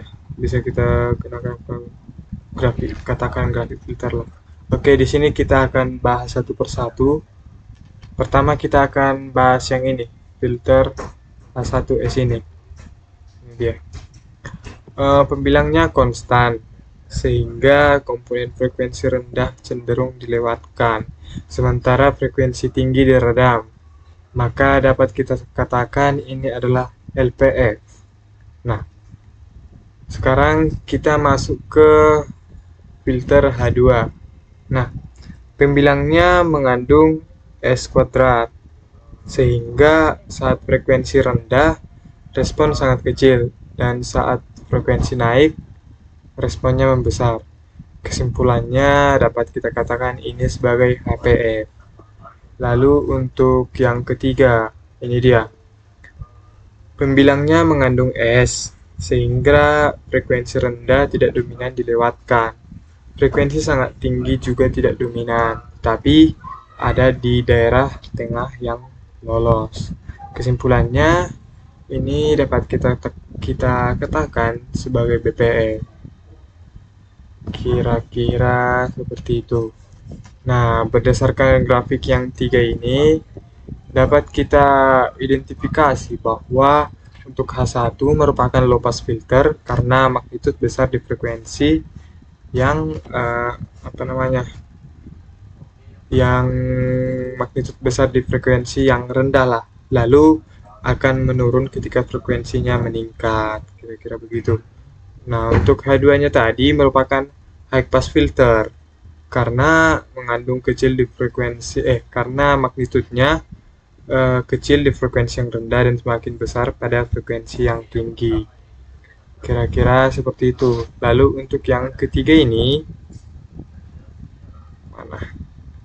Nah, ini dia. Untuk yang ketiga ini merupakan band pass filter karena hanya melewatkan frekuensi pada rentang tertentu di bagian tengah. Dari sini dapat kita lihat bahwa bentuk fungsi alih sangat menentukan karakter tapis. Jika pembilang tidak mengandung suku S, maka filter cenderung meloloskan frekuensi rendah. Jika pembilang mengandung pangkat tinggi dari S, maka frekuensi rendah lebih ditekan. Sedangkan jika pembilang linear terhadap S, biasanya muncul karena bandpass. Kira-kira seperti itu penjelasan saya pada praktikum yang pertama. Sekarang kita lanjut ke kegiatan praktikum yang kedua.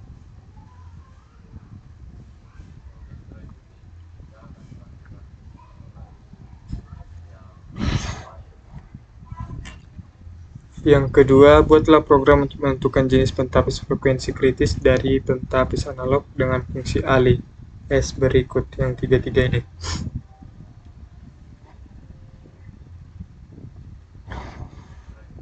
Oke, sudah kita baca dan kita lihat pada modul diminta untuk membuat program dari fungsi-fungsi yang kita lihat tadi.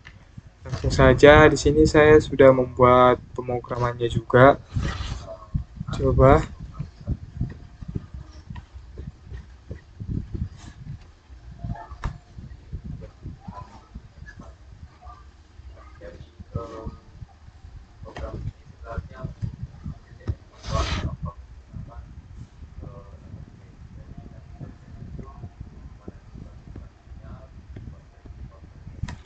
Nah, pada kegiatan kedua ini saya mengulangi langkah yang sama seperti sebelumnya, tetapi dengan fungsi alih analog yang berbeda. Tujuannya adalah mengidentifikasi bahwa kita mengidentifikasi kembali apakah filter tersebut termasuk LPF, HPF, dan BPF berdasarkan bentuk respon frekuensinya. Langsung saja coba kita jalankan ya.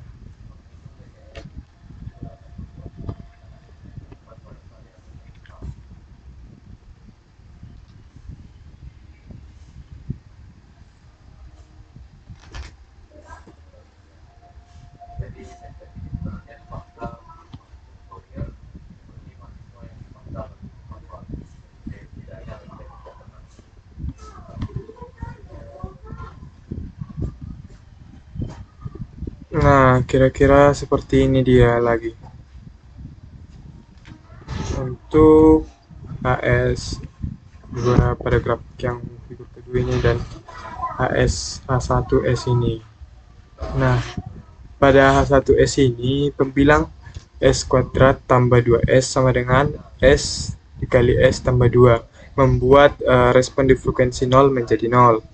Makanya ini cenderung HPF atau BPF, tetapi lebih dekat ke HPF karena frekuensi rendah ditekan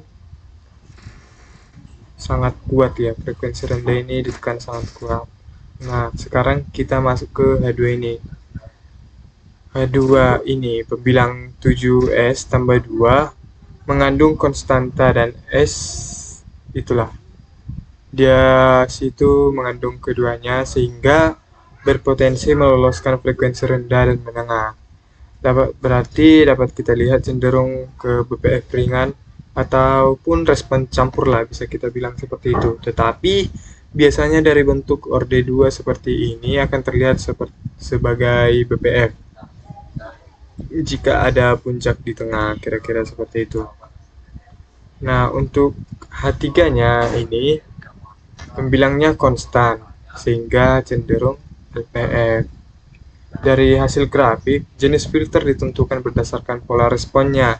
Jika respon mulai dari besar di frekuensi 0 lalu turun, maka itu LPF. Nah, jika respon mulai kecil di frekuensi 0 dan naik di frekuensi tinggi, maka itu HPF. Jika respon hanya tinggi di bagian tengah, maka itulah BPF. Untuk fungsi alih tambahan ini, H3 paling jelas menunjukkan sifat LPF karena pembilangnya konstan. H1 cenderung ini dia. H1 cenderung menolak frekuensi rendah karena memiliki faktor S pada pembilang. Sedangkan untuk H2 ini perlu dipastikan dari bentuk grafik, tetapi secara umum berpotensi menjadi band pass karena ada penguatan di rentang frekuensi tersebut. Kira-kira seperti itu. Sekarang kita masuk ke kegiatan praktikum yang nomor 3. Kita lihat dulu contoh soalnya. Beberapa contoh pentapis digital dengan bentuk fungsi ahli hajat sebagai berikut. Ini dia. Tulis program berikut untuk menentukan jenis pentapis, BF, HPF, atau BPF, serta menentukan frekuensi kritis, cut off, rejection. Kira-kira seperti itu pertanyaannya. Itu merupakan pertanyaan dari yang ketiga. Jadi tadi sudah kita baca, di situ disuruh untuk mengamati tapis digital untuk H1, H2, dan H3 ya. Di sini juga saya sudah melakukan pemrogramannya di sini. Langsung saja kita coba.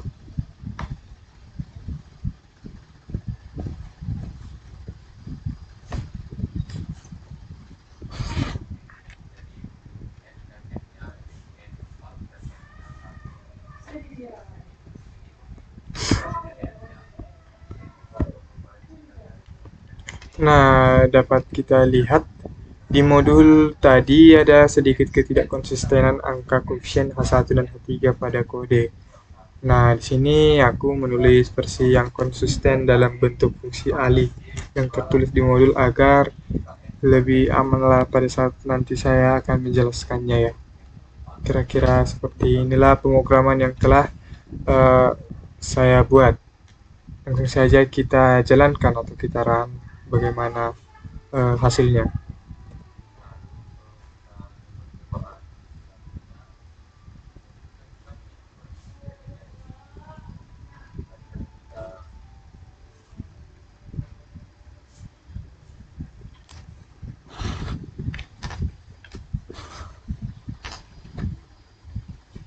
Nah, grafiknya sudah muncul.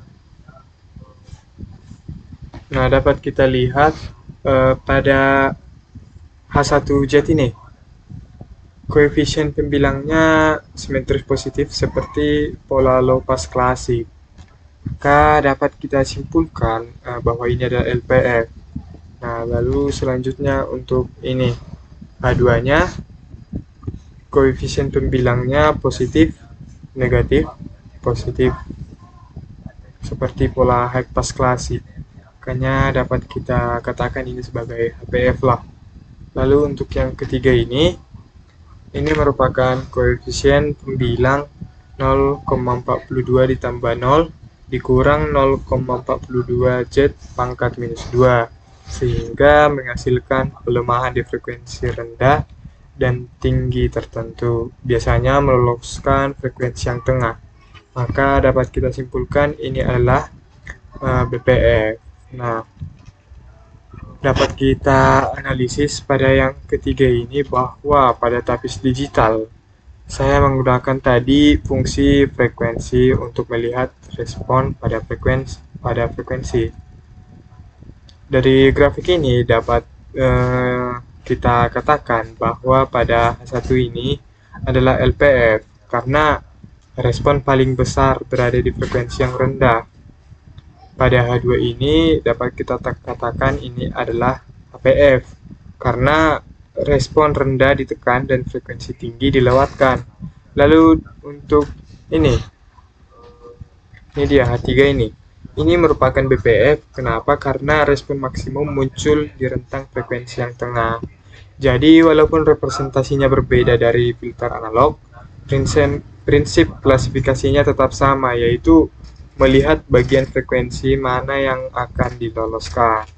Kira-kira begitu penjelasan pada kegiatan praktikum nomor 3. Selanjutnya kita masuk ke kegiatan praktikum yang keempat.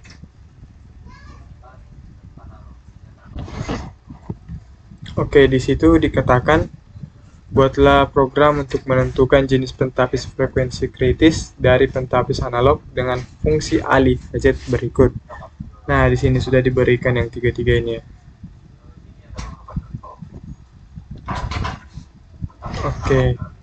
Tadi sudah kita baca pada modulnya bahwa di situ dikatakan untuk menentukan jenis tapis digital dari fungsi alih tambahan, dan juga kita sudah disuruh untuk menganalisis pada modul tadi yang H1, H2, H3.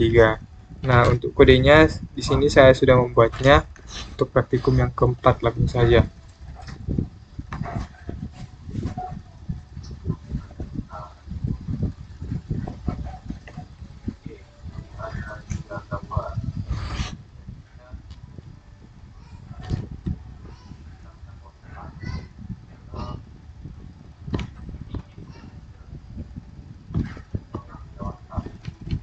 Oke, di sini saya membuat hajat.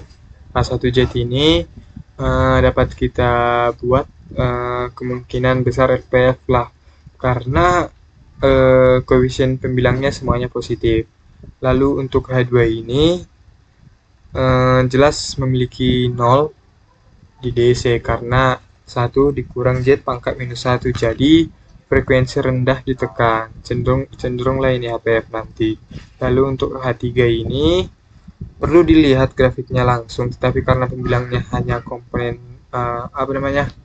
tunda murni, bentuk respon lebih dipengaruhi penyebut. Biasanya dijelaskan berdasarkan hasil plot.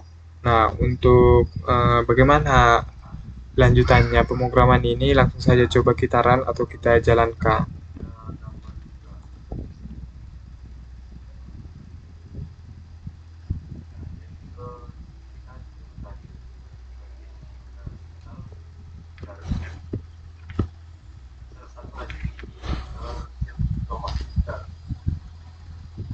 Nah, grafiknya sudah muncul kira-kira seperti ini untuk H1, H2, H3. Kira-kira seperti inilah pada saat kita disuruh untuk menentukan jenis tapis digital dari fungsi alih tambahan ini. Nah, pada nomor 4 saya kembali menggunakan FREC. Lalu jenis filter ditentukan dari bentuk grafiknya. Khusus untuk H2Z ini, adanya bentuk 1 dikurang Z pangkat minus 1 membuat respon di frekuensi 0 menjadi 0, sehingga filter ini cenderung menjadi high pass. Sedangkan H1Z ini cenderung low pass karena koefisien pembilangnya semuanya positif. Untuk H3Z ini ini merupakan identifikasi paling aman dilakukan langsung dari hasil plot respon frekuensi. Kira-kira begitu penjelasan saya pada kegiatan praktikum yang nomor 4. Sekarang kita lanjut ke kegiatan praktikum yang nomor 5. Kita lihat apa soalnya. Sini dikatakan jalankan program di bawah ini untuk melakukan pentapisan LPF pada sinyal suara. Ini dia. Di sini dikasih pemrogramannya, lalu dikatakan amati hasilnya dan berikan penjelasannya.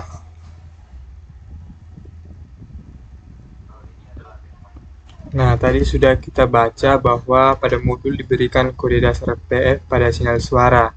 Namun pada modul ada variabel Y yang belum didefinisikan, sehingga kodenya sudah aku perbaiki dan saya pindahkan ke Word.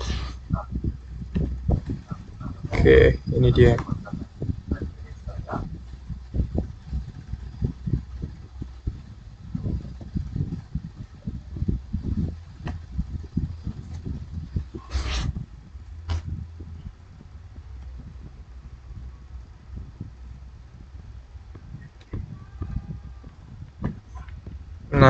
kira-kira seperti inilah pemrograman yang telah saya perbaiki. Pada kegiatan ini saya membuat file suara satu WAV menggunakan audio rate. Jika file audio terdiri dari 2 kanal atau stereo, saya ubah menjadi mono dengan cara mengambil rata-ratanya. Selanjutnya, sinyal diubah ke domain frekuensi. Ya, selanjutnya sinyal diubah ke domain frekuensi menggunakan FFT. Setelah itu saya membuat file vektor filter low pass lah dengan frekuensi cutoff 400 Hz. Kira-kira seperti itu. Vektor ini berisikan nilai pada frekuensi rendah, artinya frekuensi tersebut dilewatkan, dan nilai 0 pada frekuensi di atas akan di cut off, artinya frekuensi tersebut akan ditekan. Setelah dikalikan dengan spektrum sinyal, hasilnya dikembalikan ke domain waktu menggunakan IFFT. Kira-kira seperti itu penjelasan pada pemrograman yang telah saya buat tadi. Untuk jelasnya langsung saja kita run atau kita jalankan ya.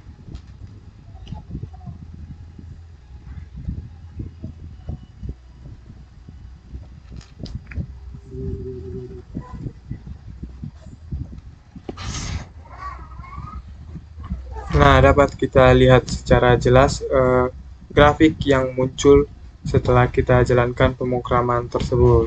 Nah, dapat kita lihat setelah dikenai LPF, ini sinyal hasil filter PF, komponen frekuensi tinggi pada sinyal suara akan berkurang. Akibatnya suara hasil filter terdengar lebih lembut, lebih halus, dan cenderung lebih mendem lah. Pada grafik domain frekuensi terlihat bahwa hanya bagian spektrum rendah yang dipertahankan, sedangkan pada domain waktu bentuk asli sinyal hasil filter masih mirip sinyal asli, apa kita lihat masih mirip lah, tetapi variasi cepatnya berkurang karena komponen frekuensi tinggi telah dipotong. Jadi LPF efektif untuk mempertahankan komponen dasar suara dan meredam komponen frekuensi tingginya. Kira-kira begitulah penjelasan pada kegiatan praktikum yang nomor 5. Sekarang kita lanjut ke 6. Inilah grafiknya yang tadi yang telah saya jelaskan ya. Oke, sekarang kita lanjut ke grafik yang ke-6. Kita lihat di sini. Katakan jalankanlah program di bawah ini untuk melakukan pentapisan HPF pada sinyal suara. Nah, di sini dikasih pemrogramannya. Lalu dikatakan di sini, amati hasilnya dan berikan penjelasannya.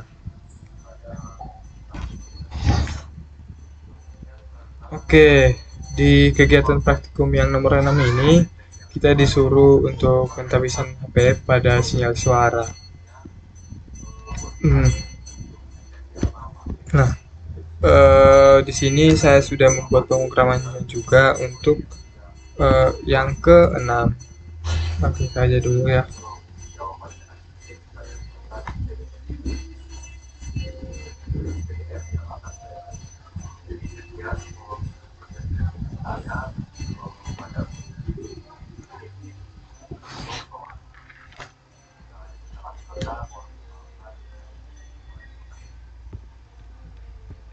Nah, kira-kira seperti inilah pemrograman yang telah saya buat.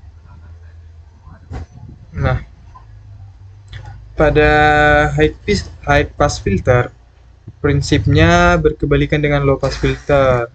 Kali ini frekuensi rendah ditekan, dan sedangkan frekuensi yang tinggi akan dipertahankan lah. Nah, di sini saya menggunakan batas sebanyak 2000 Hz. Nilai filter dibuat 0 pada bagian frekuensi rendah dan 1 pada bagian frekuensi tinggi, lalu dikalikan dengan spektrum sinyal hasil FFT. Nah, untuk bagaimana kelanjutannya atau hasilnya, langsung saja kita run atau kita jalankan pemrograman berikut.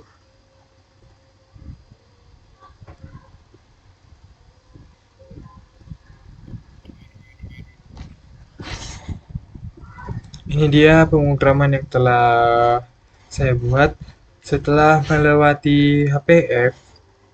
Ini dia high pass filter. Komponen frekuensi rendah pada suara akan berkurang. Akibatnya, suara hasil filter terdengar lebih tipis, lebih tajam, dan unsur bunyinya halus atau disis menjadi lebih menonjol lah dia. Nah, pada domain frekuensi, terlihat bahwa hanya frekuensi tinggi yang dipertahankan. Pada domain waktu, sinyal hasil filter tampak berbeda karena komponen pembentuk utama di frekuensi rendah sudah ditekan gitu. Secara umum, HPF ini menonjolkan detail frekuensi tinggi dan mengurangi bagian suara yang berat atau tebal. Kira-kira begitu penjelasan grafik pada kegiatan praktikum yang ke-6 menurut saya di sini setelah grafiknya muncul ya. Sekarang kita akan melanjutkan ke praktikum yang ke-7. Nah, kita lihat di sini soalnya. Jalankan program di bawah ini untuk melakukan pentapisan BPF pada sinyal suara. Ini dia. Lalu pertanyaannya, amati hasilnya dan berikan penjelasannya. Oke, tadi sudah kita baca pada soal di sini. Dikatakan kita untuk melakukan kegiatan praktikum pada pentapisan BPF pada sinyal suara. Nah, di sini saya sudah membuat pemrogramannya juga di Word. Langsung saja.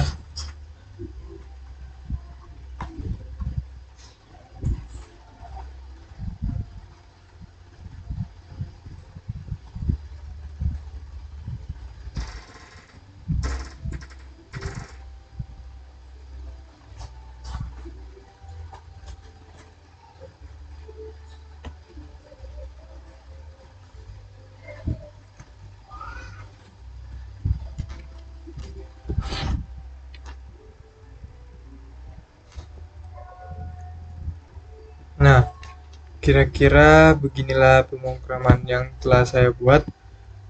Pada bandpass filter, saya hanya melewatkan frekuensi di antara 400 Hz.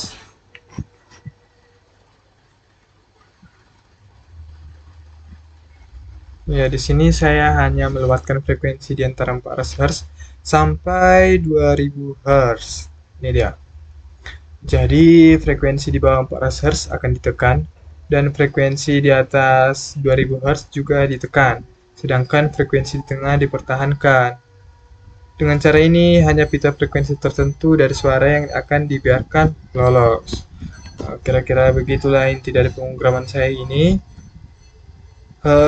Untuk melihat hasilnya, langsung aja kita run atau kita jalankan ya.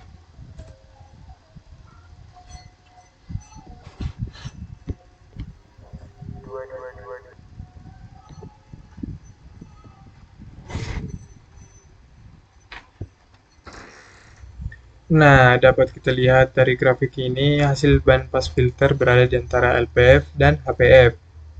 Ya, komponen frekuensi terlalu rendah dan terlalu tinggi sama-sama ditekan, sehingga suara hasil filter yang terdengar tadi lebih fokus pada rentang frekuensi yang tengah. Pada domain frekuensi terlihat bahwa spektrum hanya dipertahankan pada pita tertentu. Di domain waktu, sinyal hasil filter tetap mengikuti pola ucapan aslinya, tetapi kandungannya spektralnya jauh lebih selektif lah. Makanya BPF ini cocok digunakan jika yang diinginkan hanya informasi suara pada rentang frekuensi tertentu. Kira-kira seperti itu tadi pada saat kita mendengar suaranya. Kira-kira begitu penjelasan pada kegiatan praktikum di nomor 7. Selanjutnya kita masuk ke kegiatan praktikum di nomor 8.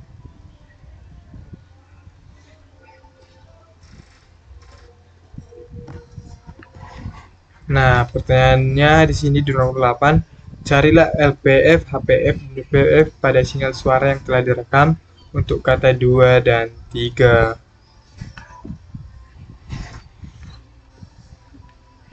Nah, kita sudah membaca pada soal tersebut. Kita disuruh untuk mencari LPF, HPF, dan BPF pada kata 2 dan 3. Nah, di modul diminta untuk mengulangi pentapisan untuk suara kata 2 dan 3. Nah, agar rapi, lebih baik dibuat satu fungsi supaya bisa dipakai ke semua file nanti. Nah, untuk kodenya saya sudah buat di Word agar lebih mudah saat kita menjalankannya nanti di MATLAB-nya.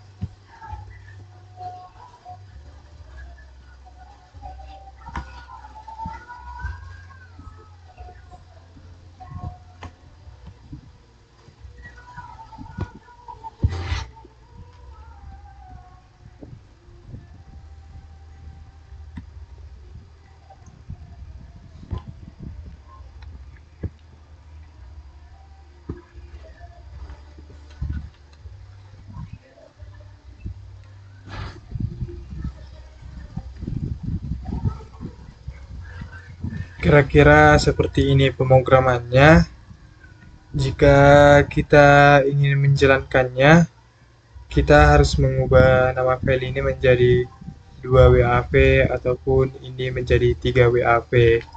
Nah, pada kegiatan ke-8 saya mengulangi proses LPF, HPF, dan BPF untuk file suara 2WAV dan 3WAV. Langkah-langkahnya sama, yaitu membaca file suara, mengubah ke domain frekuensi menggunakan FFT, membuat max filter, mengalihkan max dengan spektrum sinyal, lalu mengembalikan hasilnya ke domain waktu menggunakan IFFT. Dengan demikian, saya dapat membandingkan bagaimana setiap jenis filter nanti akan mempengaruhi eh, kata yang berbeda tersebut. Nah, kira-kira seperti inilah merupakan pemrograman yang telah saya buat. Eh, untuk pada kegiatan ke-8 ini, saya akan mengulangi proses LPF, HPF, dan BPF untuk file suara 2WAV. Nah, langkah-langkahnya sama seperti yang telah saya lakukan tadi, yaitu membaca file suara, mengubah file suara, eh, mengubah ke domain waktu frekuensi menggunakan VFFT, lalu membuat max filter, lalu mengalihkan max dengan spektrum sinyal, lalu mengembalikan hasilnya ke domain waktu menggunakan EFT. Dengan demikian, nanti kita dapat membandingkan bagaimana setiap jenis filter memengaruhi kata benda. Intinya, untuk ke-8 ini sama dengan percobaan yang sebelum-sebelumnya, namun untuk 2 dan 3 BAV. Nah, eh, mungkin sekian penjelasan saya mengenai modul kelima ini. Jika ada tutur kata yang salah, saya mohon maaf. Sekian dan terima kasih.